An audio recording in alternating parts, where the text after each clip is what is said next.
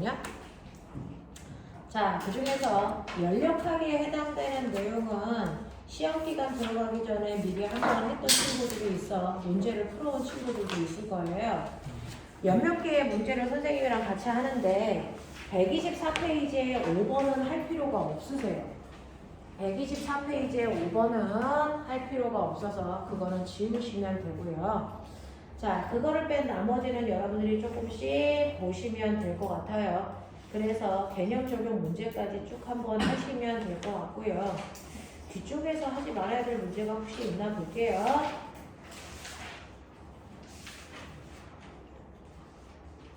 네, 뒤쪽에서는 문제를 조금 푸셔도 될 것 같은데 그 중에서 한번 볼게요. 140페이지 우리 같이 한번 봐요. 자, 140페이지, 140페이지에서 우리가 지금 했던 게 뭐냐면 열효율이에요. 열역학 제2법칙이고요. 그래서 열은 항상 고온에서 저온으로 이동한다. 그게 바로 무질소도가 증가하는 방향이기 때문이다 라고 했습니다. 그걸 설명한 게 1번 문제입니다.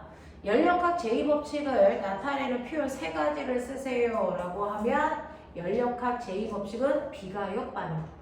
알겠어? 무질소도가 증가하는 반응. 알겠습니까? 네. 그리고 고온에서 저온으로 열이 이동하는 반응.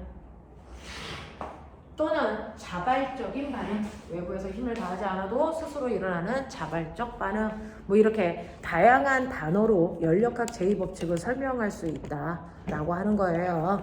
자, 그래서 열역학 제2법칙은 여러분들이 보시는 것처럼 자발성을 얘기하는 거고 고온에서 저온으로 열이 이동하는 거고 그래서 무질서도가 증가하는 방향이고 뭐 이런 것들을 얘기합니다 라고 정리해서 써주시면 될 것 같습니다.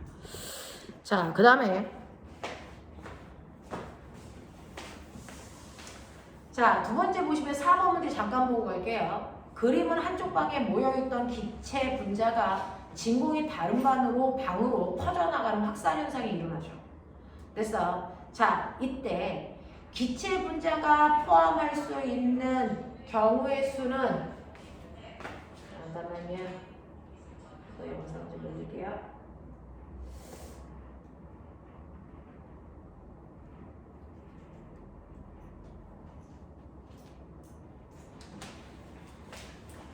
자, 그래서 기체 분자가 분포할 수 있는 경우의 수가 1인 경우를 쓰세요 라고 했는데 사실은 선생님이 무질서 해지는 방향으로 움직여.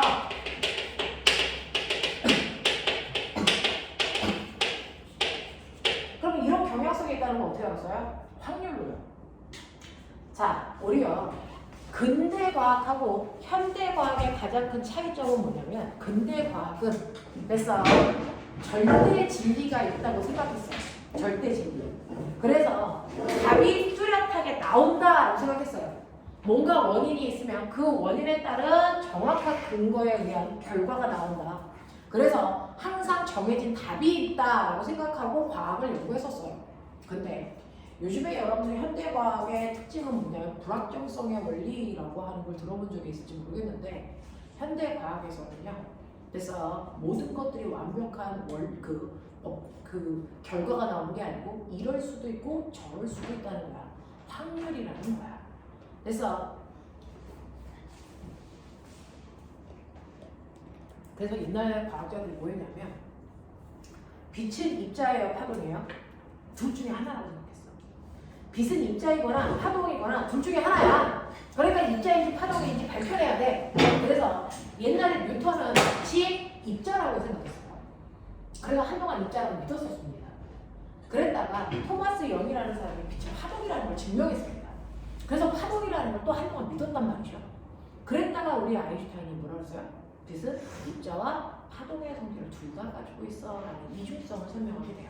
그래서 입자이기도 하고 파동이기도 하다는 건 이거이기도 하고 저거이기도 하다는 거죠. 뚜렷한 답이라는 게 없다는 거죠. 그래서 이렇게 모호해집니다. 과학이. 그래서 그러면 어떨 때는 입자고 어떨 때는 파동이야? 라고 하는 확률을 얘기합니다. 그래서 빛은 꼬장 직진할 때는 파동이고요. 가다가 다른 물질하고 부딪힐 때는 입자성이 등장합니다. 그래서 라고 해서 점점 과학은 어떤 현상이 난다가 아니고 일어날 확률이 얼마다라고 하는 확률을 표현해요. 그래서 우리가 이렇게 물질이 무질서해지는 방향으로 변한다는 건 됐어 확률 계산이야. 얘가 규칙적인 위치에 있을 확률은 100개 중에 몇 개, 무질서해질 경향성을 갖는 건 100개 중에 몇 개. 그랬더니 무질서해질 경우의 수가 훨씬 더 많다는 겁니다. 그래서 무질서해지려는 방향으로 움직인다라는 결론을 내리는 거야. 확률적으로. 알겠어? 자, 그렇다면 경우의 수가 됐어? 1인 것도 있고 10인 것도 있고 20인 것도 있고 30인 것도 있고 100인 것도 있고 이렇게 있죠. 그 중에서 경우의 수가 1인 게 가장 적은 확률입니다. 됐어? 그래서 4번 같은 경우에 경우의 수가 1일 수 있는 가장 적은 확률, 이게 나타나면 이거는 뭡니까? 기적인 거죠. 라고 하는 겁니다. 경우의 수가 1밖에 안 되는 그 일이 일어날 수 있는 이유, 그 경우는 뭐야? 라고 합니다. 지금 본 것처럼 가운데 구멍이 뚫려져 있고요. 반대편에 기체가 빽빽하게 모여 있었어. 왼쪽에. 됐어? 이때 경우의 수 가장 드물 수 있는 거. 이런 일은 일어날 수 없어. 어떤 분들이 되는 겁니까? 시간이 지나면 얘가 막 퍼지면서 무질서해지죠. 그 중에서 가장 경우의 수가 높은 건 여기 있던 100개 입자가 여기 50개, 여기 50개 똑같이 나뉘어지는 경우가 가장 많습니다. 됐어? 네, 이걸 우리가 기체의 확산이라고 하는 겁니다. 됐죠? 자, 그러면 가장 적은 경우의 수는 얘네들이 이렇게 막 움직여서 퍼졌다가 다시 제자리로 모이는 경우. 됐어? 원래 상태로 다시 왼쪽에만 기체가 있는 경우. 이거는 거의 있을 수 없는 경우죠. 경우의 수가 1인 경우죠. 됐어? 그래서 경우의 수가 1인 경우는요, 기체가 한쪽으로 쏠리는 경우입니다. 왼쪽이든 오른쪽이든 한쪽에 100개의 기체가 모두가 쏠려 있는 경우는 거의 나타날 수 없는 경우의 수가 1인 경우입니다. 라고 표현하고 있어요. 자, 그 다음에 두 번째, 기체 분자가 분포할 수 있는 경우의 수 중 가장 큰 상태가 뭡니까? 골고루 퍼지는 겁니다. 그래서 이렇게 기체들이 골고루 퍼지는 경우가 경우의 수가 가장 많이 나올 확률입니다. 됐죠? 그 다음에 3번, 기체 분자가 확산되는 동안 엔트로피라고 하는 무질소도는 어떻게 됩니까? 퍼지면 퍼질수록 무질소도는 증가합니다. 됐어? 그래서 모든 물체들은 무질소도가 증가하는 방향으로 변하려고 한다는 거 연력학 제2법칙이고요. 5번 보세요. 자, 5번 보시면 그림은 327도의 고온에서 5000줄의 열을 가합니다. 그랬더니 1000줄만큼은 일하고 됐어? 나머지는 밖으로 나가겠죠? 자, 이 문제 한번 볼게요. 열기관이요. 이렇게 열기관이 되어 있는데 이때 이 위쪽에서 가야 되는 열량은 얼마냐면 5000입니다. 그 중에서 1000만큼은 일하고 있습니다. 그러면 당연히 열 에너지를 보존돼야 되니까 밖으로 나가는 열도 있겠죠? 밖으로 나가는 열이 얼마나 됩니까? 4000이라는 겁니다. 됐어? 몰라야죠. 그랬을 때 이 아이의 열 효율은 얼마니까? 라고 하면 열 효율은 중거 쪽에서 얼마만큼 일했어? 이거잖아요. 그러니까 5000 중에서 1000만큼만 일했잖아요. 그러니까 얘의 열 효율은 얼마입니까? 0.2입니다. 이렇게 되는 거야. 알겠어? 네. 라고 하는 거를 확인할 수 있습니다. 자, 그 다음에 두 번째, 저 열원에서 방출되는 열량 얼마입니까? 당연히 4000줄입니다. 라고 하시면 되겠고요. 자, 두 온도 사이에서 작동하는 열기관이 가질 수 있는 밑줄 쳐요. 최대 열 효율. 선생님, 지금 우리가 열 효율을 구했는데 0.이라고 구했는데 여기서 갑자기 생뚱맞고 최대 열 효율을 구해요. 얘하고 얘가 달라요? 달라요. 이건 뭐냐면 실제로 내가 열을 가했을 때 실제로 일을 하는 겁니다. 그래서 열 효율이 얼마? 0.2예요. 근데 최대 열 효율은 그래서 열을 가했을 때 이쪽의 온도와 이쪽의 온도 차이에 의해서 결정됩니다. 그래서 자, 그래서 얘는 최대 열 효율은 T1분의 T2로 계산하시는 겁니다. 온도로 계산하시는 거고요. 이때 T가 라지 T죠? 절대 온도로 계산하시는 거예요. 그래서 자, 그럼 절대 온도는 섭씨 온도에다가 273을 더하겠으니까 저 온도가 얘가 327도씨라고 했는데 여기다가 273을 더해요. 그럼 켈빈 나오겠죠. 얼마 나오니? 600도, 600켈빈 나오죠. 그래서 고온부는 600켈빈이고요. 저온부는요 그러면요 여기서 나가는 온도가 27도가 됐으니까 여기에도 273을 더하세요. 얼마입니까? 300ml입니다. 그럼 얘는 얼마야? 0.5라네.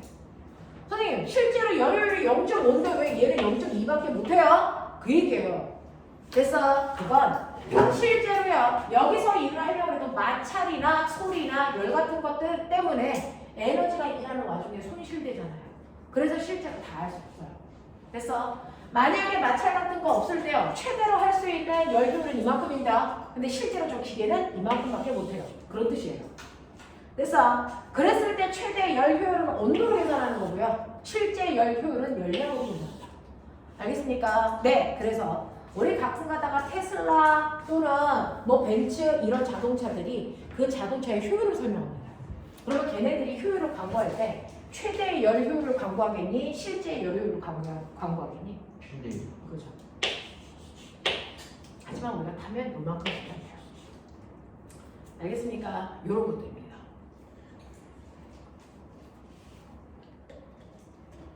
그 다음에 6번 보여드릴게요. 그림은 이상기체를 작동, 물질로 하는 열기관의 순환 과정 A에서 출발해서 다시 A까지 한 바퀴 오는 겁니다. 자, 이때 압력과 부피 관계 그래프 옆에 그려놨고요. 그 중에서 B에서 C로 가는 과정과 D에서 A로 가는 과정은 단열되어 있는 과정입니다. 자, 열기관의 열효율이 0.2고 그래프의 넓이가 W라고 친다면 여기에 대한 것들을 해봐주세요 라고 하는 문제네요. 선생님, 요거까지 한번 풀어봐드릴게요.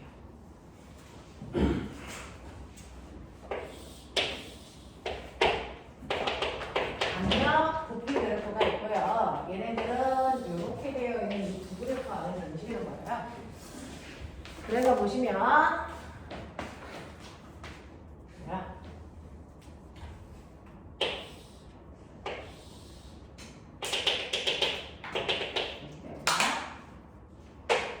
그래서 요점을 A, B, C, D 그래서 A에서 B로 가고 B에서 C로 가고 C에서 D로 가고 D에서 다시 A로 돌아갑니다. 되겠어? 자, 이렇게 한 바퀴 회전하는 동안 하늘이 아래 떠오릅니다. 이렇게 한 거라고요.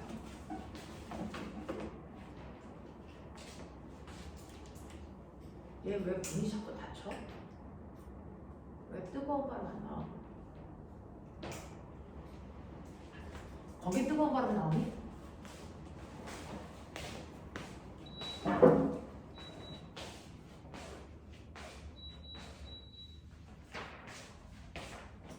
얘는 끄면 입이 열리고 닫으면 입이 닫히는 신기한 아이인데?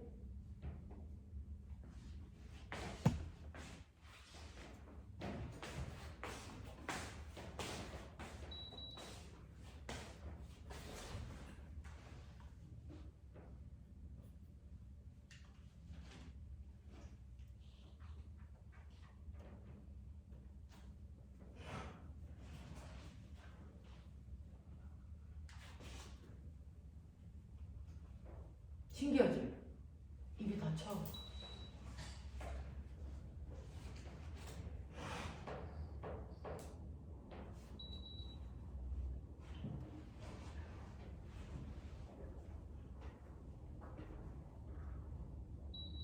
왜 그러는 거야?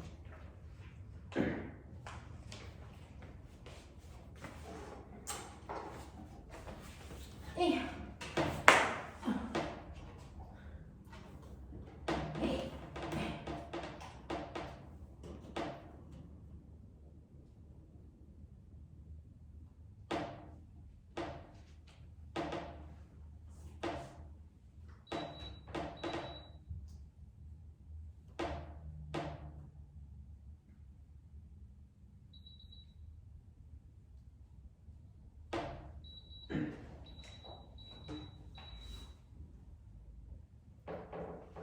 일단 이렇다고 하자.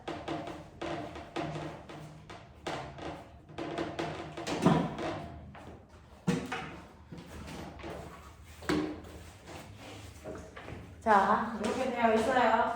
자, 그랬을 때 여러분들한테 물어보는 거요. 여기에서 이렇게 되어 있을 때 이 열기관의 열 효율이 얼마냐면 열 효율이 정답을 다 풀면 돼요. 열기관 있어.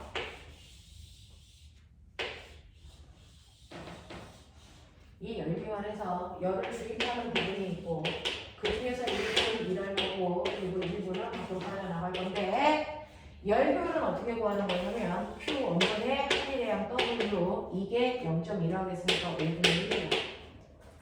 맞아. 그러니까 한일에 비해서 받은 열이 5배 많아야 된다는 얘기인데 한일이 얼마라고? 실제로 W. 그럼 받은 일은 얼마라고? 5W. 이해돼? 이해되잖아. 그래서 얘는 받은 일이 5W고 그 중에서 W만큼 일했어. 그럼 밖으로 빠져나가는 게 얼마야? 4W예요. 이렇게 되죠. 이해되니? 이해되니? 요런 느낌이야. 자, 그래서 여러분들이 보시면 됐죠? 1번 외부에서 흡수한 총 열량 얼마입니까? 5W. 두 번째, 열을 흡수하는 과정을 찾아보세요 라고 해서 흡열되는 과정이 어디냐? 라고 하는 겁니다. A에서 B로 갈 때, B에서 C로 갈 때, C에서 D로 갈 때, D에서 A로 다시 돌아갈 때죠. Q는 델타 U 플러스 W인데 이 중에서 Q 값이 플러스가 나오는 곳을 찾아줘. 이런 얘기야. 그래서 흡열이라는 거는 그 중에서 A에서 B로 갈 때요. 이거 보시면 얘네들 온도 변화 하셔야 되는데 온도 변화는 압력과 부피를 곱한 값이다. 비례한다 그랬어요. A의 압력과 부피를 곱한 값이요. 대략 얼마입니까? 자, 모르겠네요. 숫자를 못 놓겠네요. 자, 그럼 보세요. A에서 B로 갈 때 뜨거워진 거 맞니? A에서 B로 갈 때 뜨거워진 건 맞아요? 부피는 일정한데 압력이 줄었잖아요. 온도가 높아지는 거 맞잖아요. 그죠? A에서 B로 갈 때 내부 에너지는 증가하는 거 맞아요? 일한 거 있어? 없어요. 부피 변화는 없어요. 그럼 열을 흡수했어요. 그거 판단할 수 있죠. 그래서 흡열되는 과정은 A에서 B로 가는 과정은 흡열되는 과정 맞습니다. 또 B에서 C로 가는 과정이 흡열되는 과정이니? 라고 했는데 여기는 이 두 개를 뭐라 했어? 단열 과정입니다. 단열 과정은 외부로부터 열을 흡수하지도 방출하지도 않아서 열의 출입이 없는 과정이라고 알려준 거야. 그래서 얘네들을 흡열되는지 여러분들이 막 찾아보는 거 바보들이나 하는 짓이야. 단열이 없어졌거든요. 그래서 그럼 거꾸로 C에서 D로 가는 과정은요. 보이세요? 부피는 일정한데 압력이 줄었죠. 얘는 열을 방출하는 구간이에요. 되겠죠? 그래서 판단했을 때 열을 흡수하는 구간은 A에서 B로 가는 과정 하나밖에 없습니다. 알겠냐? 이렇게 깔끔하게 끝나는 문제예요. 자, 그 다음에 엔트로피가 증가하는 과정을 찾으세요 라고 합니다. 엔트로피가 증가하는 과정은 뭐 하는 과정이에요? 흡열, 뜨거워지는 과정이니까 A에서 B로 가는 과정이 엔트로피가 증가하는 과정이에요. 알겠어? 이렇게 판단하면 돼요. 됐지? 처음이라서 말이 조금 생소해서 그것 때문에 조금 어려운 감을 느낄 수는 있지만 됐죠? 이런 식의 경향성을 가지고 있는 문제라서 이렇게 푸시면 되고요. 그 다음에 뒤에 가면 우리가 풀면 안 되는 문제들이 있었어요.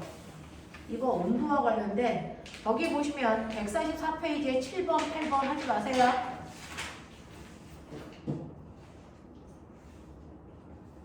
됐어? 143페이지까지만 문제 푸시면 되겠어요? 알겠죠? 이런 느낌. 됐어? 그래서 연력학에 대한 얘기 중에 연력학 제1법칙과 제2법칙이 묶여있는 게 두 번째 내용이라서 묶어서 한번 해봤고요. 아까 보기만 질문이 몇 페이지 몇 번이었어 너? 몇 페이지 몇 번이었지? 125페이지 11번이요. 125페이지에 11번. 11번이라 127페이지에 127페이지에 7페이지 3번이요. 3번이랑 요거 두 개만 하고 상대성으로 갈게요. 155페이지 155? 125죠? 125페이지에 11번 먼저 보고 갈게요. 자, 11번 보시면 일정량의 단원자 분자 이상기체의 상태를 그래프와 같이 나타내서 A에서 출발해서 한 바퀴 돌아 다시 A로 옵니다. 자, A에서 B로 가는 과정에서 기체가 흡수한 열을 36 P0 V0라고 하고 B에서 C로 가는 과정은 단열 과정이라고 하면 밑에 있는 두 개를 풀어주세요 라고 하는 문제네요.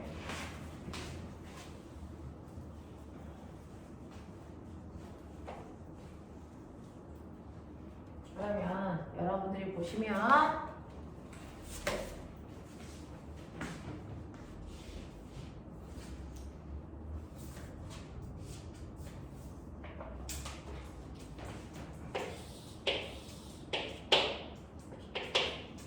압력과 부피가 이렇게 돼요. 그 중에서 여러분들이 이렇게 되는 그래프를 보고 계세요. 됐죠? 그래서 여기를 A, B, C 이렇게 되고 이건 단열이야 이렇게 되네요. 자, 그러면 빠른 속도로요. 각각의 A점, B점, C점 다시 A점으로 들어올 때 온도 값에 해당되는 걸 알아내셔야 됩니다. 그쵸? 자, 그러려고 여러분들이 여기에 이렇게 점들이 나와 있어서 이 점들을 보는 겁니다. 여기가 P제로, 여기가 8P제로, 여기가 얼마냐면 32P제로 이렇게 나와 있고요. 여기가 V제로고, 여기가 8V제로고 이렇게 된다고 치자. 자, 그랬을 때 A에 해당되는 온도는 압력과 부피를 곱하면 되니까 8P제로 V제로만큼의 온도였고요. B는요. 였고요. 그 다음에 C는요. 얼마냐면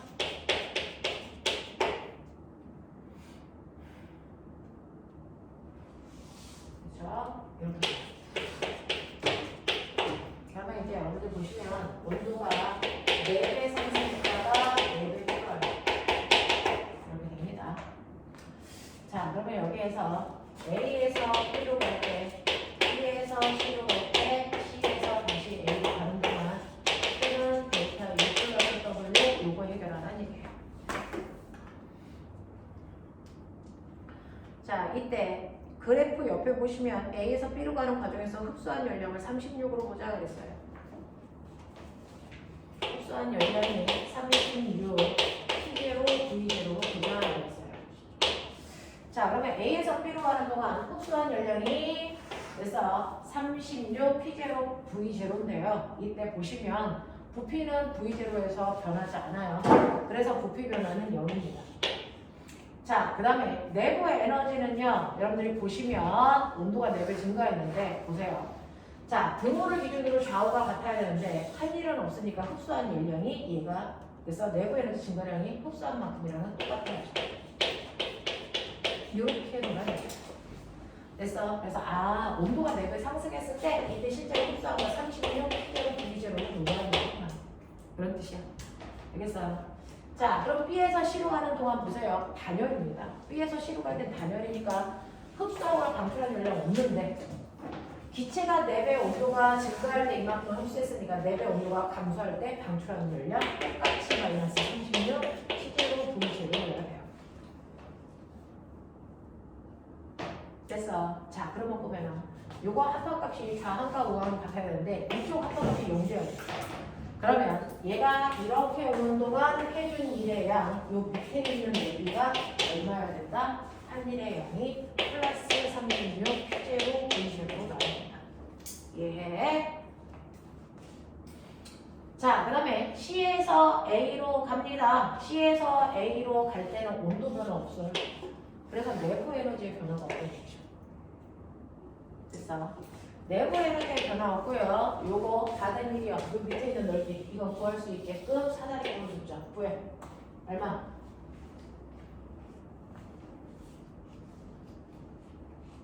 왜죠?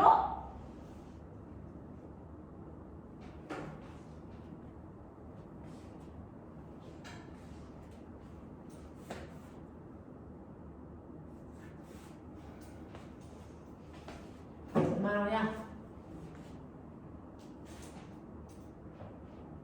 못 구하면 죽여버린다. 2분의 63 P제로 2분의 63 63 P제로 V제로.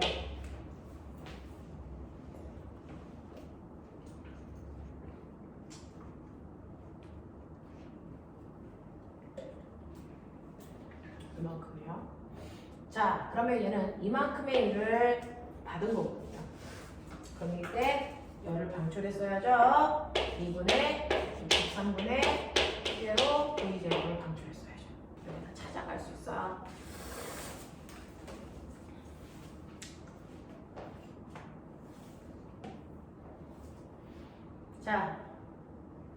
그러면 여기에서 볼게요.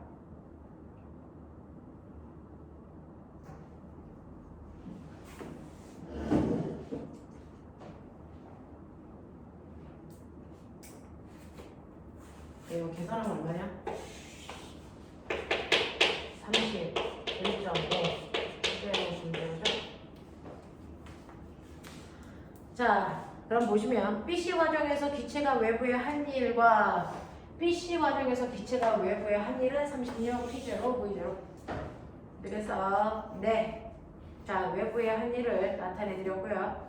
A, B, C, D, A의 한 바퀴를 순환하는 동안 기체가 외부의 한 일을 P0, V0로 나타내라. 기체가 외부의 한 일은 여러분이 말씀드린 것처럼 요 사이의 여기 요만큼이라는 얘기. 됐어. 그러면 요거는 아까 말씀드렸어요. 이 밑에 있는 전체 항일의 양은 얼마니까? 36이니까 받은 일, 밑에 있는 일을 빼면 돼요. 그 받은 일이 얼마야? 마이너스 31.5 빼시면 얼마 나와요? 36에서 31.5 빼면 얼마 나오니? 3.5 P제로 V제로가 V입니다 라고 하는 거죠. 됐어. 이렇게 된다. 자, 그 다음에 27페이지에 3번 문제 물어봤니? 네.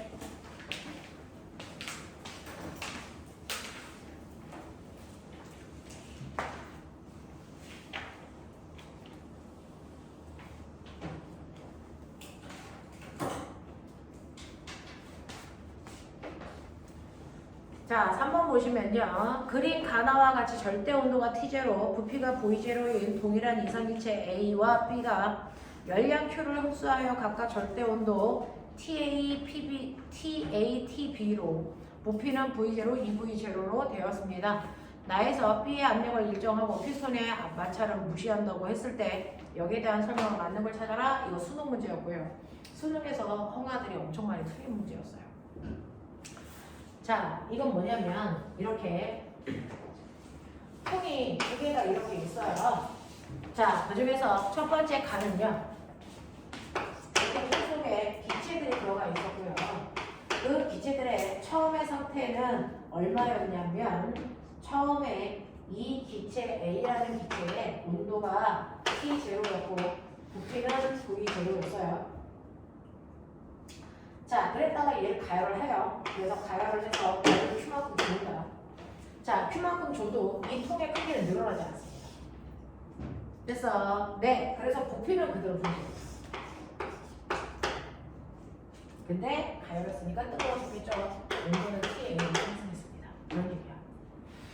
됐어. 근데 요번에는 이 기체를요. 처음에 통의 크기는 똑같지만 자, 부피가 바뀔 수 있는 피스톤 속에다가 됐어. 요번에는 B라는 기체를 넣은 거죠. 이게 납니다. B라는 기체를 넣었을 때 처음에 B라는 기체는요. 쟤네들이랑 똑같게 T0, V0였어. 자, 그래서 이것도 똑같이 가요. 똑같은 양의 열을 준다는 거야. 100이면 100, 10이면 10. 알겠어요? 똑같은 열을 가합니다. 그리고 났더니 피스톤이 어떻게 되냐면 이만큼 밀려오죠. 이렇게 됐다는 얘기입니다. 그래서 피스톤이 밀려 올라왔습니다. 자, 그랬을 때 얘의 온도는 TB가 되고요. 이때 부피가 무려 2배나 아닙니다. 그러면 우리는 여기에서요, 이걸 그래프로 그리면 어떻게 되냐면 사실은 얘는 압력과 부피 그래프에서요. 그래서 네, 부피는 그대로라서 부피는 변하지 않아요. 근데 뜨거워졌어요. 그러면 뜨거워졌으니까 연기나 이거 훨씬 더 활발히 움직이겠죠? 압력은 여기가 훨씬 더 커졌을 거예요. 됐어? 그래서 맨 처음에 압력을 P0라고 하면 압력이 P0였다가 압력이 훅 커져서 여기까지 왔을 거예요. 됐어? 네, 부피는 그대로예요. 그래서 이렇게 바뀌는 게 바로 A입니다. 부피는 커질 수 없으니까 됐어? 부피는 일정하고 압력만 커져. 그랬을 때 부피와 압력의 곱한값이 증가했기 때문에 온도는 상승했다라고 하는 걸 여러분들이 아실 수 있어요. 이 상태예요. 그러면서 얘는 Q는 델타 U 플러스 W라고 할 때 부피를 밀고 나가는 일을 못했으니까 한 일의 양은 0이에요. 그러니까 외부에서 받은 열량이 플러스 Q면 그게 모두 다 내부 에너지를 증가시키는 데 쓸 수밖에 없는 거예요. 그죠? 이런 얘기야. 자, 근데 얘 같은 경우에 그래프를 그리면 보라색으로 그려볼게요. 처음에 압력과 부피가 똑같아서 이 상태였던 거 맞습니다. 그쵸?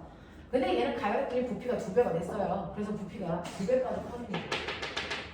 그러면서 됐죠? 얘는 압력도 부피가 증가했으니까 압력과 부피를 곱합값해서 압력을 인정한데 부피가 2배 증가했으니까 온도도 2배 증가하겠죠.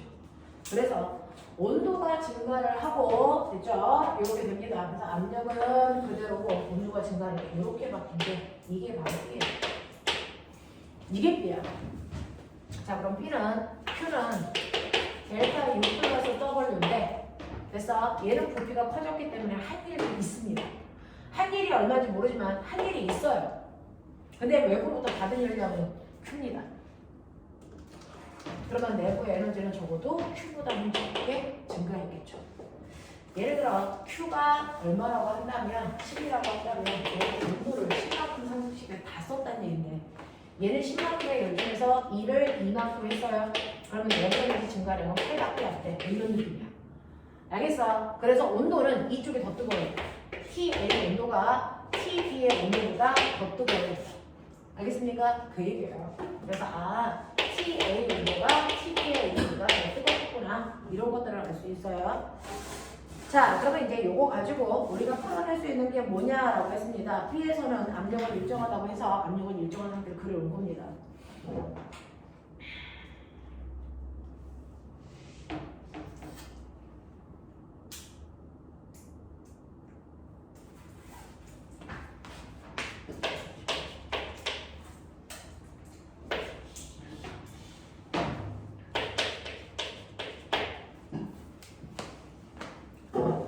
자, 그러면 그 중에서 여러분들이 가지고 있는 기억 보시면 가에서 A의 내부 에너지 증가량은 Q만큼이다. 네, 가에서는 내부 에너지 증가량이 외부에서 흡수한 열량과 똑같아야 됩니다. 자, 그 다음에 니은 보시면 나에서 B가 외부의 한 일은 Q와 같습니까? 나에서 됐어? 네, 한 일은 Q와 똑같은 양의 일을 하진 않았어요. 내부 에너지 증가시켰으니까 그래서 니은 틀렸습니다. 지금 TA가 ET 제로니? 라고 하는 거예요. 그거 한번 해볼게요. TA가 ET 제로니 볼게요. 사실은 여기에서는 이제 뭐가 되는 거냐면 온도가 이렇게 증가를 하면 처음에 얘가 가지고 있는 온도는 처음에 압력이 T제로라고 하면 처음에 온도가 요만큼의 곱한값이야. 그치? 근데 압력은 그대로 있는데 부피가 2배가 됐으니까 이렇게 되기 때문에 온도는 처음에 비해서 몇 배 증가했어? 2배 증가했어. 이렇게 된 거야. 그치? 네. 그래서 2배만큼 증가했습니다. 그 2배만큼 증가했을 때, 됐죠? 네. 얘가, 그래서 여기서는 온도를 2배씩 증가시키기 위한 열량을 흡수했고, 그리고 일도 했어요. 그 한 일의 양은 이거 면적이기 때문에, 그래서 P0, V0만큼의 일을 했단 말이죠. 이만큼 일을 했어. 맞아? 그래서 내부 에너지를 증가시키는 것과 일을 한 양을 합한 것이 외부에서 흡수한 열량 Q라는 말이죠. 그러면 여기에서 물어본 건 뭐냐면 TA가 ET0냐? 처음에 온도를 T0라고 했을 때 그래서 네, 나중 온도 얘가 이 온도의 2배예요 라고 했어요. 자, 그러면 보세요. TA의 온도가 TB랑 T2보다 높습니다. 그래서 네, 그랬을 때 TB의 온도는 얼마여야 됩니까? TB의 온도는 얼마입니까?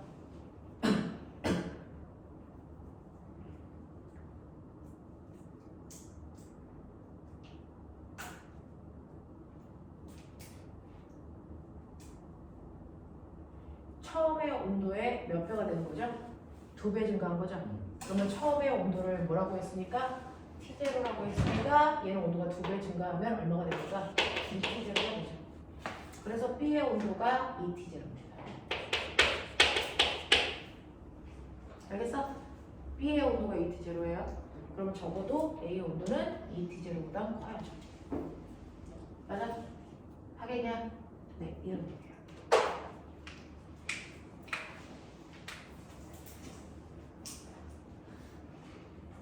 네 번째. 이런 얘기. 네? 해? 자, 그래서 하다가 모르는 문제들은 적히시고요. 통합, 사고용 문제 뭐 이런 거 다 안 합니다. 자, 숙제는 페이지에 선생님이 써서 넘겨드릴게요. 자, 넘어오시면 선생님하고는 158페이지에 있는 상대성 이론에 대한 얘기만 잠깐 할 건데, 상대성 이론은 사실은 이 부분은 우리 학원에서 진도 안 나가고 그냥 날려요. 여기는 특목고랑은 상관없는 내용이라서 실제로는 잘 하지 않습니다. 여러분들이 자, 잠깐은 들어보시는 게 나을 것 같아서 해봐 드리려고요.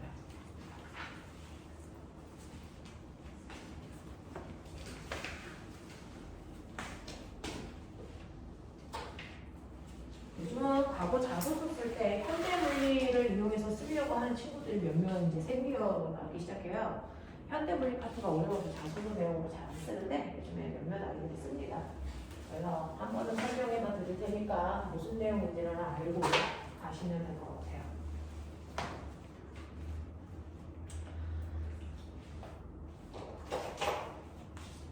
상대성 이론에서요, 우리가 얘기하는 특수 상대성 이론이라는 것과 상대성 이론은 두 가지가 있어요.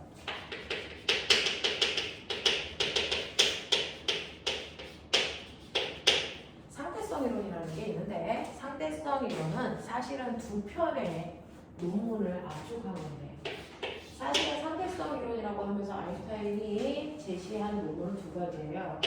특수 상대성 이론이고요.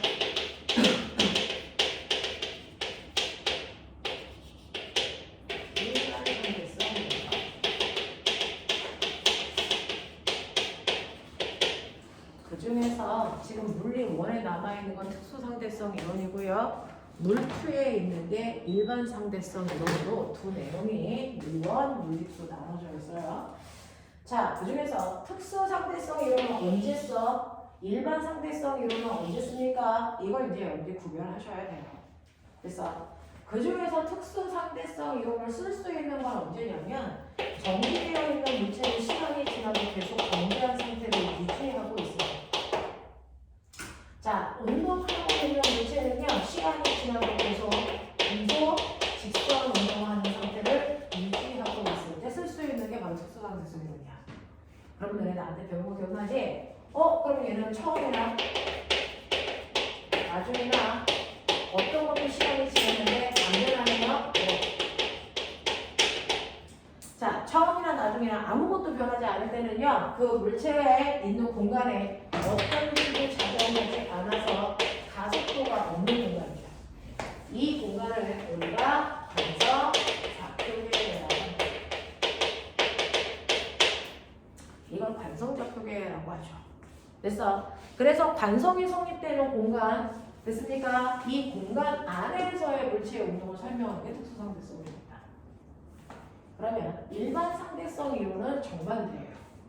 힘이 작용을 해요. 그래서 가속도가 생깁니다.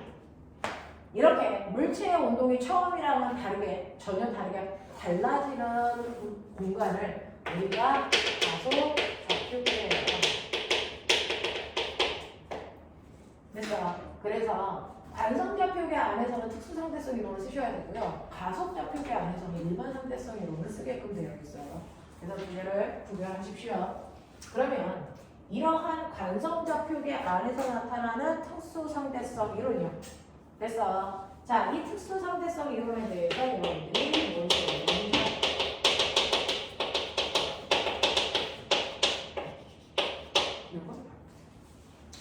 자, 그러면 특수상대성 이론이라고 하는 관성좌표계 안에서 쓸 수 있는 이론은요, 간략하게만 듣고, 그래서 이 부분은 문제 안 푸셔도 돼요.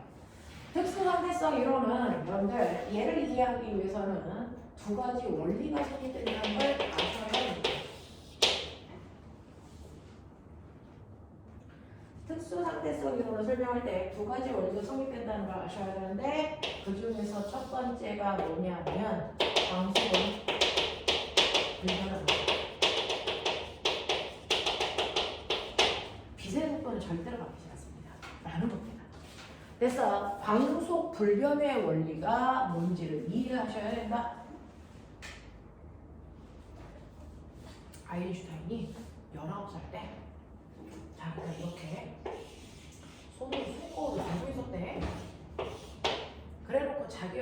여기에 이렇게 비치는 걸 봤어.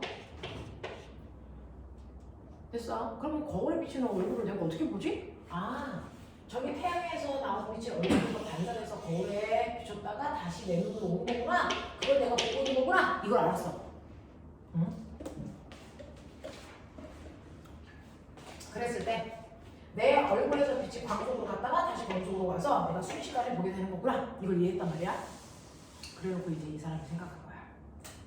그러면 내가 빛이 내 얼굴에서 광속으로 나갈 때 내가 광속으로 뛰면 거울에 내 얼굴이 비칠까? 이걸 19살 때부터 25살 때까지 고민했어요. 자, 얘들은 쟤처럼 6년 동안 고민할 시간은 없으니까 6초 동안 고민해봐. 내가 광속으로 뛴다. 거울에 내 얼굴이 비치는 걸 내가 볼 수 있다? 없다? 결론. 없지 않아요. 응? 없지 않아요. 비치는 내 얼굴을 볼 수 없다. 맞아? 정미 생각 그렇대. 또? 둘 중에 하나야. 내 얼굴 비칠까 안 비칠까? 안 비치지 않아요.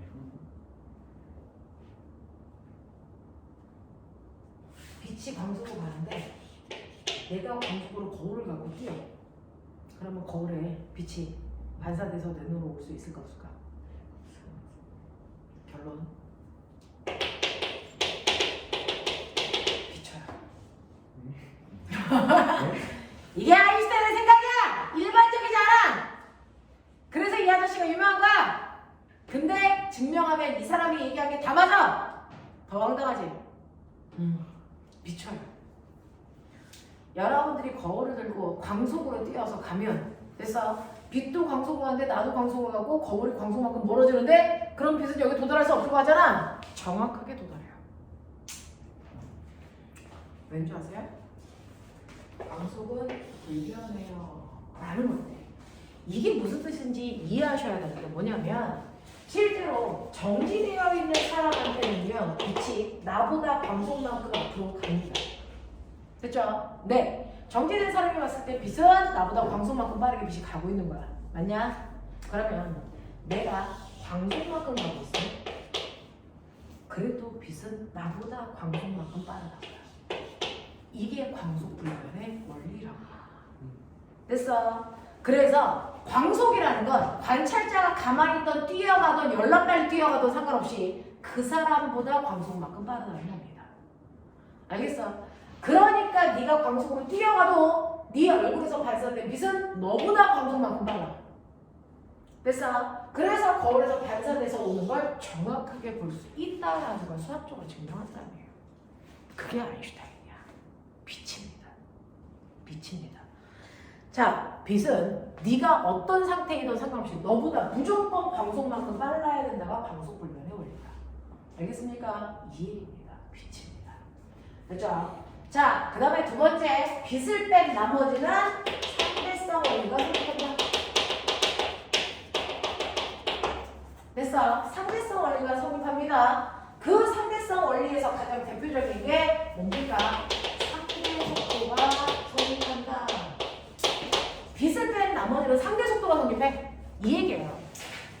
그러면 상대 속도가 뭔데? 라고 하는 이걸 설명하려고 여기를 끌고 온 거지. 사실은 이 자체는 의미가 없어요. 자, 이렇게 고속도로가 있다. 고속도로에 자 A라는 자동차가 오른쪽으로 10이라는 빠르게 간다. 근데 내가 이 자동차를 됐어. 내가 아빠 자동차를 타고 똑같은 방향으로 10이라는 빠르게 간다. 내가 봤을 때 저 자동차는 어떻게 움직이니? 정지. 네, 안 움직이는 것처럼 보입니다. 됐어. 이렇게 내가 느낀 상대방의 속도를 우리가 상대 속도라고 한다. 내가 느낀 상대방의 속도를 상대 속도라고 해요. 우리 그동안 뉴턴식 속도는요. 무조건 관찰하는 관찰자는 뭐에 있어야 된다? 정지한 상태로 움직이는 물체의 빠르기를 봐야 된다. 이렇게 얘기한 거야. 그래서 여러분들이 그동안 배우는 모든 빠르기는 정지한 관찰자가 느끼는 물체의 빠르기입니다. 그렇죠? 그러면 관찰하는 아이가 항상 정지되어 있기만 해? 아니죠. 갈 수도 있죠. 그러면 관찰하는 아이가 가면 물체의 빠르기는 어때 보일까? 달라 보인다는 겁니다. 그래서 상대 속도는요. 상대방의 속도를 내가 관찰하는 거야. 그랬을 때 상대방이요. 오른쪽 방향으로 10이라는 빠르기를 가는데 내가 정지되어 있어요. 그러면 내가 느낀 상대방의 속도 그대로입니다. 오른쪽 방향으로 내가 느낀 상대방의 속도 오른쪽으로 10의 빠르기로 가는 걸로 보이겠죠. 됐어. 근데 상대방이 그대로 10으로 갑니다. 근데 나도 상대방과 똑같은 방향으로 10으로 갑니다. 그럼 어떤 일이 발생하는 줄 아세요? 상대방이 멈춰 있는 것처럼 느껴집니다. 됐어. 자, 이걸 계산도 할 수 있어요. 상상할 필요 없이 계산도 할 수 있는데 상대 속도 어떻게 계산하는 줄 아세요? 상대방의 속도에서 관찰자의 속도를 빼시면 이게 바로 상대 속도예요. 상대방의 속도에서 관찰자의 속도를 빼시면 이게 바로 상대 속도입니다. 그러니 상대방의 속도는 오른쪽 방향으로 10이에요. 내가 정지되어 있으니까 정지되어 있는 속도 0을 상대방의 속도에서 빼보세요. 오른쪽 방향으로 10으로 가는 것처럼 보이죠. 됐어. 상대방의 속도에서 나의 속도를 빼는데 나와 상대방의 속도가 똑같기 때문에 빼면 얼마입니까? 0. 상대방이 멈춰있는 것처럼 느껴져요. 됐어. 근데 내가 필 받아서요. 엄청나게 빠른 속도로 추월해서 갑니다. 자, 옆에 있는 차를 내가 추월해서 윙 하고 가는 순간 내가 느낀 상대방은 어디로 가는 것처럼 보입니까? 사실은 뒤로 가는 것처럼 보여요. 얼마나 빠르게 뒤로 가는 것처럼 느껴질까요? 얼마? 30이요. 그래서 상대방의 속도에서 관찰자인 나의 속도를 빼보십시오. 됐어. 그러면 나는 상대방이 뒤쪽 방향으로 30의 빠르기로 가는 것처럼 느껴집니다. 그래서 나는 가만히 있고 상대방이 뒤로 가는 것처럼 느껴진다고요. 됐어? 내가 앞으로 가는 것처럼 느껴지지 않고요. 이게 사람들이 느끼는 속도예요. 됐어? 또 내가 이번에는 이렇게 마주오고 있다고 치자. 됐어? 20의 빠르기로. 그러면 얘가 가는 방향과 내 방향 반대 방향과 마이너스 방향이겠죠. 그러면 상대방은 여전히 10의 빠르기로 가는데 나는 반대 방향으로 20의 빠르기로 와요. 자, 그러면 상대방의 속도에서 나의 속도를 빼면 되니까 내가 느낀 상대방의 속도는 얼마입니까? 플러스 30이고요. 나는 가만히 정지되어 있는데 상대방 혼자 나를 향해서 30의 빠르기로 오는 것처럼 느껴진단 말이야. 됐어? 이런 식으로요. 실제로요. 상대방의 빠르기를 한 번도 바뀐 적이 없는데 내가 느끼는 상대방의 속도는 다 달라요. 그 이유는 상대방 때문이 아니고 관찰자인 나의 상황이 바뀌었기 때문이라는 거예요. 알겠어? 이런 식으로요. 내가 멈춰있거나 가고 있을 때 상대방의 빠르기는 똑같더라도 다르게 느껴져야 된다고요. 근데 예외적으로 빛은 그렇지 않다고요. 빛은 내가 멈춰있어도 나보다 광속만큼 빠르고 내가 가고 있어도 나보다 광속만큼 빠르다고요. 알겠습니까? 이게 대전제입니다. 그러면 이런 성질을 띠고 있는 됐어? 네, 이런 상황이라는 걸 인지하고 있다면 특수상대성 이론은 이걸 통해서 어떤 걸 설명하는 거냐면 그렇죠? 이러한 상황 속에서 이런 원리가 성립할 때 특수상대성 이론으로 설명할 수 있는 거 현상 됐습니까? 현상에 있는데요. 자, 이러한 공간 안에서 물체가 열나 빠르게 가면 그래서 그 빠르게 가는 공간 안에서 우리는 동시성에 상대성이 있는 현상을 느낄 수 있어. 뭔 말인지 모르죠. 그냥 듣고 말아. 두 번째는 시간 지연이라는 현상이 생기고 세 번째는 길이 수축이라는 현상이 생기고 네 번째는 시간 팽창이라는 현상이 생긴다. 얘기야. 이런 게 생긴대. 자, 그럼 이게 뭔지 설명할게. 첫 번째요. 동시성의 상대성이 뭡니까? 라고 하면 동시성의 상대성은요. 이렇게 엄청나게 빠르게 가는 우주선 안에 어떤 사람이 관찰자가 이렇게 타가지고요. 가요. 온다고요. 그러면 이 우주선 위에서요. 빛을 내는 형광등이라고 하는 광원장치가 있어요. 그럼 광원장치에서 빛이 팡 하고 나가면 이쪽으로도 빛이 가고 이쪽으로도 빛이 가요. 이해해요? 자, 그랬을 때 이 광원장치로부터 똑같은 거리만큼 떨어져 있는 곳에 빛을 감지하는 센서가 달려있네요. 됐어? 같은 거리만큼 떨어져 있는 곳에 빛을 감지하는 센서가 이렇게 A와 B가 달려있네요. 납득합니까? 네, 여기 달려있다. 자, 이렇게 빛을 감지하는 센서가 양쪽에 똑같은 거리만큼 떨어져 있어. 자, 그래서 내가 한가운데에서 빛을 양쪽으로 빵 하고 쏴요. 어느 쪽 센서에 빛이 먼저 도달해서 소리가 날까요? A일까요? B일까요? 생각해? A일까? B일까? 한 번만 더 말해주시면 안 돼요? 자, 이렇게 광원장치에서 빛을 빵하고 쏘면 같은 거리에 있는 광원장치에 빛이 도달하는 순간 소리가 빵하고 나. 안에 있는 사람이 보면 자, 빛이 어느 쪽에 먼저 가서 소리가 들리는 것처럼 보일까? 라고 하면 찍어. 어느 쪽? 둘 다. 그렇죠. A와 B의 동시에 들려. 그래서 소리가 동시에 빵 하고 나야 정상입니다. 그죠? 그래서 저 실험을 하고 있는 우주선 안에 있는 사람이 들으면 실제로 A와 B의 동시에 빛이 도착해서 동시에 소리가 납니다. 그러니까 이 공간 안에 있는 사람이 느낀 건 A와 B의 소리가 나는 건 동시에 일어난 일이야 이렇게 얘기해. 그래서 그 실험을 하고 있는 동안 밖에 있는 지구에서 저 실험하는 걸 보는 거야. 그래서 봅니다. 그러면은 이 지구인이 봤을 때 어느 쪽의 센서에 빛이 먼저 도착해서 소리가 들릴까요? 지구인도 동시일까?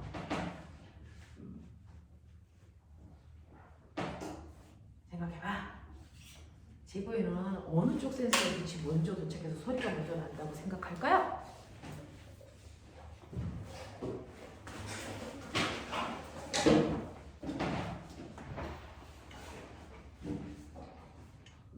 참고로 지구인은 동시라고 생각하지 않습니다. 이유가 뭐냐면 이 우주선이 오른쪽으로 일정한 속도로 가고 있어. 그래서 그러면서 실험을 한 거거든요. 일정한 속도로 가고 있어도 우주선 안에서는 등속일 때와 정지일 때가 현상이 똑같아요. 일정한 속도로 가고 있으면 정지되어 있는 거랑 똑같아요. 그래서 가운데에서 빛이 빵하고 나갈 때 양쪽에 똑같은 거리만큼 떨어져 있기 때문에 빛이 도착하는 시간은 동시였단 말이야. 근데 이걸 밖에 있는 사람이 보면 어떤 일이 발생하냐면 가운데에서 빛을 빵하고 쏴서 빛이 옆으로 퍼져나갈 동안 우주선이 오른쪽으로 가. 보이니? 우주선은 오른쪽으로 빵하고 갔다고요. A가 먼저. 네, 그러면 실제로 빛이 막 오고 있는 동안에 센서가 이렇게 움직여요. 보이니? 그러면 이 A 센서는 요만큼 올 거고 B 센서는 이만큼 갈 거기 때문에 광원장치에서 나온 빛이 왼쪽으로 요만큼 가면 광센서랑 만나 소리가 나요. 이해? 네. 광원장치에서 나온 빛이 B까지 가려면 요만큼 가야 도착해서 소리가 난다고요. 누가 먼저 가겠니? 거리가 짧은 놈이 먼저 가겠지. 됐어? 그래서 밖에 있는 사람이 봤을 때는요, 동시에 소리가 나는 게 아니고 A에서 먼저 소리가 나고 나서 시간이 지나서 B의 소리가 난다고요. 납득이 돼? 하겠어? 자, 그래서 어떤 사람이 봤을 때 동시에 일어나는 사건을 모든 사람이 다 동시에 보는 건 아니라는 거죠. 그래서 어떨 때는 동시가 아니게 느끼는 경우도 있다라고 설명합니다. 됐죠? 네. 근데 처음에는 이상한데 들어보니까 아인슈타인 세대의 논리적으로 설명한 것 같습니다. 그렇죠? 자, 이게 바로 동시성의 상대성이고요. 그 다음에 시간지연이라고 하는 것과 길이수축, 질량 팽창이 한 판의 맥락이 연결되는 건데요. 실제로 시간지연이 뭐냐라고 하는 겁니다. 이렇게 우주선이 있어요. 이렇게 우주선에서 얘가 오른쪽으로 V의 속도로 가고 있고 여기에서 관찰자가요 실험을 합니다. 우리가 실험을 하는 거 하나의 사건이 일어난다 이렇게 표현합니다. 자, 위에서 광센서에서 빛을 쏩니다. 그러면 밑에 있는 거울에서 빛이 반사돼서 위로 다시 올라가면 소리가 빵 하고 나는 겁니다. 그래서 이 실험을 합니다. 그랬을 때 두 개 사이의 거리는 L만큼 떨어져 있고 이게 왕복해서 제자리에 돌아오는 데 걸린 시간을 이 실험을 하는 공간 안에서 측정한 겁니다. 그 시간이 진짜 시간, 고유 시간이라고 합니다. 그래서 고유 시간이라고 하는 시간이 걸렸다는 걸 안에 있는 관찰자가 실험을 통해서 확인했어요. 자, 이 실험을 하고 있는 동안 지구에 있는 지구인이 뭡니다. 지구에 있는 B라는 관찰자가 보죠. 자, B라는 관찰자가 보면 어떤 일이 발생을 하냐면 실제로 여기서 빛을 쏴서 빛이 내려가는 동안 우주선은 앞으로 갑니다. 그렇죠? 그래서 여기 반대편에 와서 도달할 때 우주선은 여기에 와 있어요. 자, 그래서 여기에 도착한 거예요. 여기. 그쵸? 가면서 실험을 하니까. 그럼 밖에 있는 사람이 봤을 때 빛은 어떻게 갈게? 빛은 여기서 쐈는데 여기에 도착해야 되니까 실제로는 빛이 이렇게 간 걸로 보입니다. 어떻게요? 그리고 나서 여기서 반성해서 위로 올라가는 동안도 우주선으로 가니까 실제로 반대편에 올 때 광센서가 여기 있으니까요. 빛은 어떻게? 또 이렇게 간 걸로 밖에 있는 사람은 보이겠죠. 됐어. 그래서 안에 있는 사람은 빛이 내려갔다 올라가는 거죠. 밖에 있는 사람은 보면 빛을 듬이 이렇게 갖고 있는 중이에요. 자, 그랬을 때요. 밖에 있는 사람이 그렇다면 이렇게 왕복하는 게 이렇게 가는 건데 이렇게 갈 때까지 걸릴 시간을 나는 t초라고 쟀다고 치자. 그러면 t0와 t가 같을까? 이게 다르다는 겁니다. 뉴턴이라는 과학자는요. 근대 과학을 이끌었던 대단히 유명한 과학자고요. 그 사람은 모든 사람한테 공평한 건 뭐라 그랬어요? 시간이 공평해. 됐어. 그래서 누구나 1초라는 시간 간격은 똑같아 라고 생각한 겁니다. 옛날 과학자는 그랬어요. 옛날 과학자는 시간이 공평하게 흐른다라고 생각했습니다. 자, 근데 아인슈타인은 시간이 공평하게 하는 이유가 방속이 똑같아 라고 얘기한 겁니다. 됐어. 그러면 속력을 어떻게 구하지, 자기야? 속력은 시간분의 뭐야? 속력이 일정하다는 얘기는 뭐냐면 됐어. 어떤 사람한테 10초로 느낄 때 됐어. 거리가 10m이기 때문에 광속은 1이야 라는 뜻이야. 맞아? 이때 이 광속은 일정해야 돼 라고 하면 똑같은 일을 할 때 그 사람이 느낀 시간이 10초가 아니고 5초입니다. 거리는 그 거리가 5m로 느껴져 라는 뜻이야. 그래서 광속은 그대로야. 이 얘기야. 그러니까 아인슈타인은 시간과 거리는 달라지는 거야. 하지만 이걸 통해서 얻은 광속이라는 건 똑같아. 이 얘기입니다. 그래서 관찰자에 따라서 시간과 길이는 달라진다. 하지만 광속은 일정하다. 이렇게 얘기하고 있습니다. 됐어? 뉴턴은 시간이 안 바뀌어. 그러니 거리도 변할 수 있어? 없어. 이거거든요. 됐죠? 근데 아인슈타인은 시간과 거리는 상대적이다. 누구한테는 긴 거리라고 느끼고 누구는 되게 길게 짧다고 느낀다.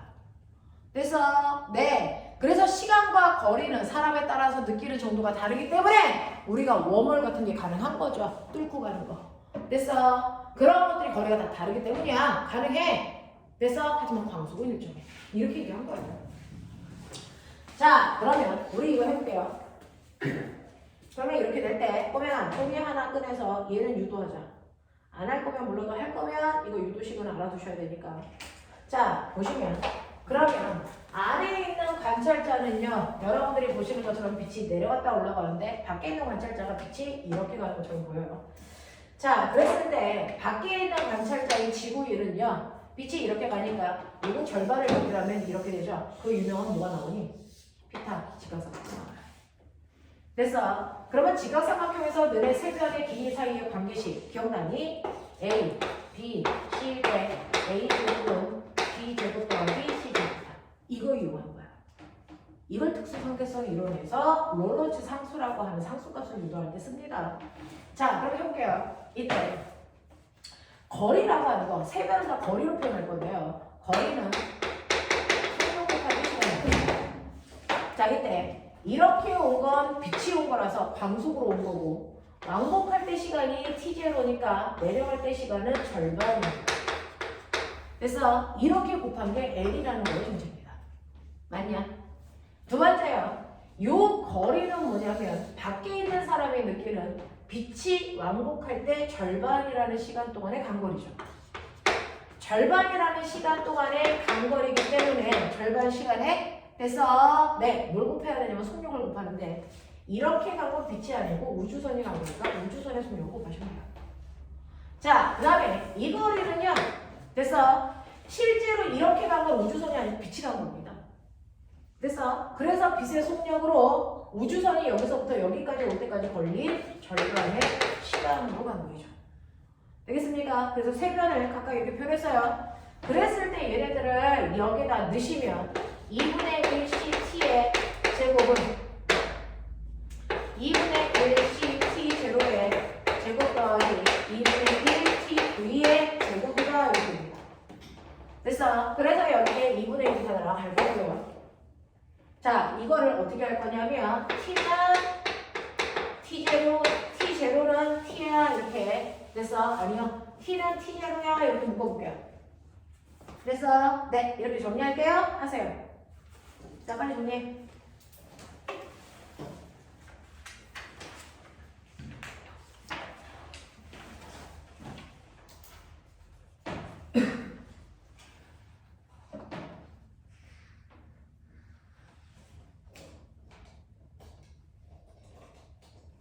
L이 어떻게 나오는 거야? 속력 곱하기 시간이야?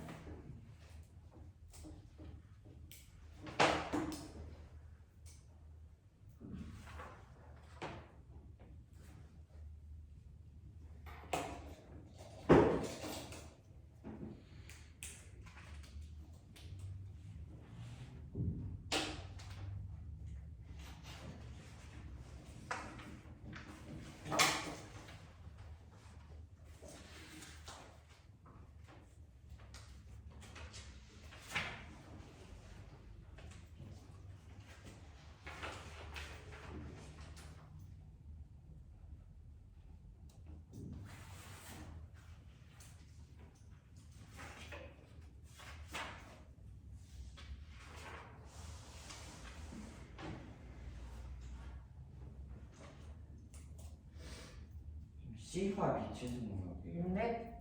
V가 우주선이요. 네.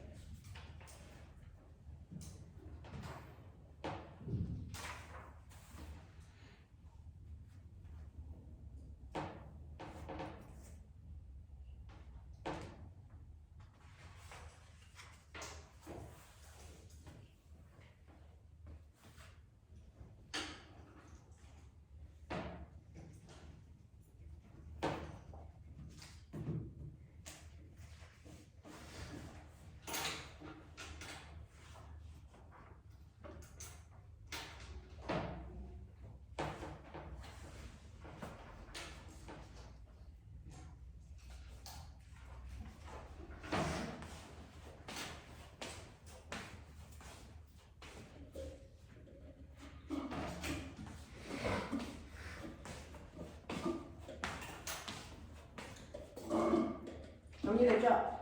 어떻게 돼요? t는 t는 어디부터?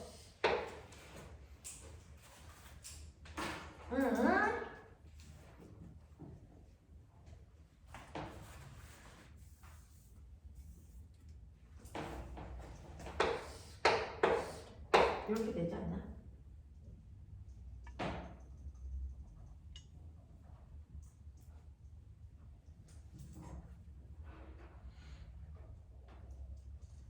이것으로 만들자.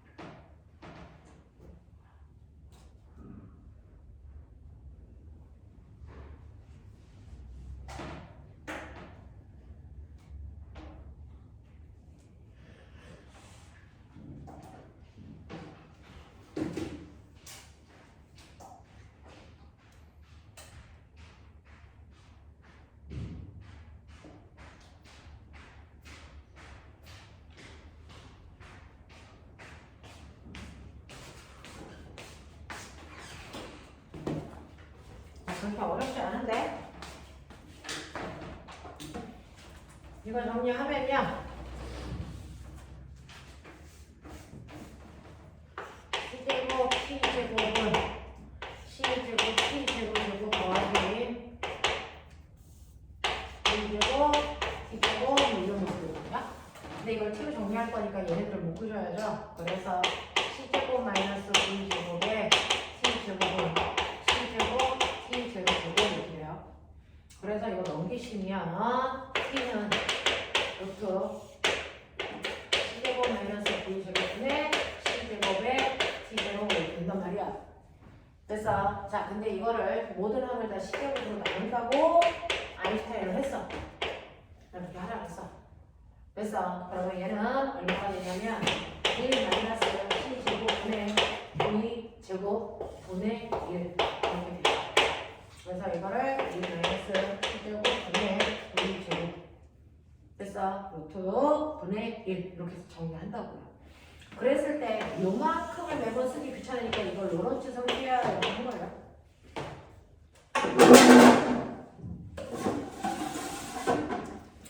그랬을 때요. 꾸며야 된다. 우주선이요. 0.8c로 간다고 칠게요. 우주선의 속도가 0.8c라고 칠게요. 그리고 이 실험을 할 때 우주선 안에 있는 사람이 측정한 시간이 10초 걸렸어 라고 쳐볼게요. 그럼 밖에서 느낀 사람은 몇 초일까? 이거 해보자. 됐어? 자, 그러면 여기에서 이 속력이 0.8c니까 제곱하면 0.64 c제곱해서 이게 이렇게 나가. 맞아. 그럼 1-0.64는 0.36이야. 됐어? 루트 0.36은 얼마냐면 0.6이야. 분의 1이야. 됐어? 그러면 이거는 얼마냐면 6분의 10이야. 그래서 네. 자, 그리고 원래 걸린 시간이 10초야. 되겠냐?